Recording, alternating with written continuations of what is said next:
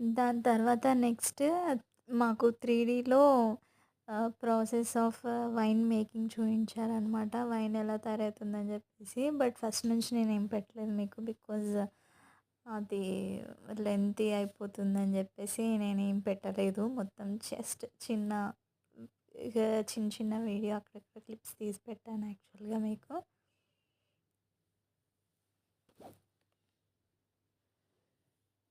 చిన్న చిన్న క్లిప్స్ అనమాట. జస్ట్ ఏమేమి వైన్ వైన్ ఎలా తయారు చేస్తారని చెప్పేసి. అంతే ఇంకా వీడియో.